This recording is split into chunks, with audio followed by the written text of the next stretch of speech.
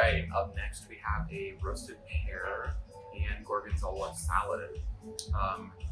At Midtown Reserve, this is actually the first course on their multi-course dinner for the special during restaurant week. That tres ceviche we just had was actually a little hot. So this would actually be what you're looking at first. We have a lovely bed of arugula here. We have some beads of honey for sweetness. We have the roasted pear. Overall, I'm expecting a pretty sweet dish, but we'll get into it and see here. I'm going to start a little bit with the pear. And I can just say that this is a very visually pleasing dish. We have a little bit of asymmetry here, but we have the greens, we have the fruit, we have the veggies, we have a little bit of fried, so there's really something for everyone here.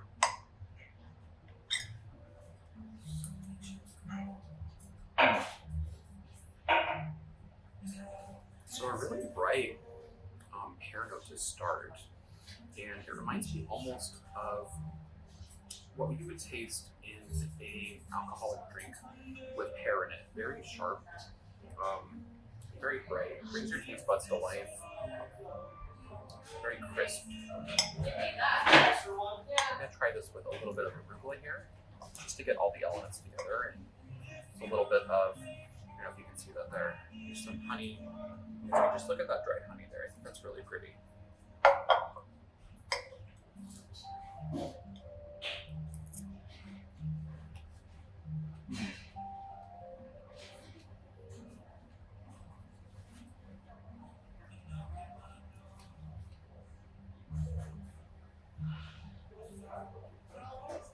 You have the earthiness of the arugula combined with the really sweet notes of the pear. It's perfect. So now I'm going to incorporate a little bit of the gorgonzola here. You can see how that goes. So you can see here we have nice fried outer shell texture, a nice creamy inner texture. I'm going to show you this, see if you can see this. A little creamy in the front, a little bit of cream in the center. Overall, a very pleasing aesthetic. I think the pear and the cheese really does balance it out. It reminds me of at a really nice restaurant, sometimes they'll offer a cheese and fruit plate as a finisher, particularly French restaurants, which I love. This really reminds me a lot of that. Overall, the fried shell of what we have on the outer edge here, it isn't heavy at all. It really blends well with the earthy, sweet, fruity tones of this. Overall, a nice pairing. All right, we are back here with the second course here at Midtown Reserve. And let me show you here what we got here. This is really the meat and potatoes of the meal, or in this case, the meat and the broccoli. But we got an 8-ounce prime filet with crushed mustard cream sauce surrounding that beautiful piece of meat there. We got sauteed cremini, we got shiitake, a blue oyster and mushroom medley. We got a lot going on here. So I'm ready to dig into this, and I'm gonna start with this meat. Something I've noticed here at Midtown Reserve, they stamp all their meat with a little MR on the steak. So right away, you get a salt and pepper finish, a very well seasoned crust on the outside of the steak, and that's what we're looking for. That's personally my favorite part of digging into a steak, and if a steak doesn't have that, I probably won't be going back to that restaurant very often. You need the seasoning. Very tender inside. That's what you get with a prime filet. That's what you expect.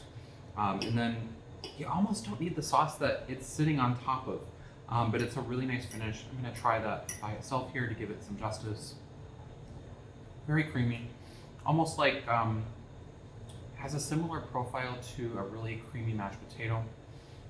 Stands well on its own, complements the meat, and I'm betting it also really pairs well with these shiitake mushrooms. It does.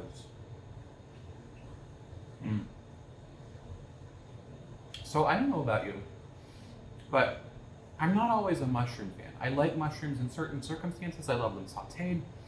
I love them with certain sauces, and this is a case where the mushrooms are done well, and they can appeal even to non-mushroom lovers.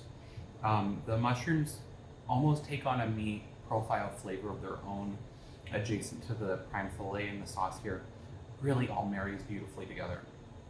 And we're gonna give a little attention to the broccoli here, which is done beautifully, not overcooked, a perfect green color here.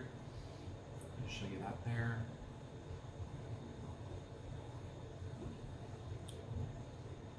Has a great seasoning. You can see little chili flakes on top. So it wasn't just plain old steamed broccoli. It's a nice touch. Overall, probably the best thing I've had here so far. We have a chocolate mousse tower here with Oreo crumb base. We have milk chantilly on the top, a nice little gold seal finish with the Midtown Reserve seal. We have a little bit of raspberry coulis just dotted along the edge. I just wanted to give us a little taste of it. Got a chocolate Oreo crumb base at the bottom. I feel bad breaking into it so forcefully, but you really have to get in there. So, you can see there, it's all very artfully done. First I'm going to dig into this mousse here with the chantilly cream on top. So it's light, it's creamy, it's a little bit more than milk chocolate. It's bordering on dark chocolate, but it's not too heavy. It's a really nice light finish, aided by that cream, of course. And then I feel like the Oreo crumbs kind of bring it down to earth a little bit for people who don't eat at places like Midtown Reserve every day. I'm gonna dip it a little bit into the raspberry here. Yeah, that raspberry is great. I wish we had a little bit more of it, to be honest. I'm gonna try do a little bit of the fence here. Now the fence is a little bit darker than the mousse. If you love chocolate, you're going to love this. This is a great finish to a great meal here.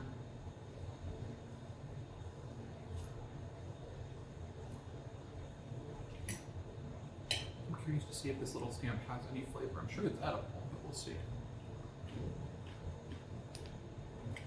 Yeah, chocolate just like the rest of it.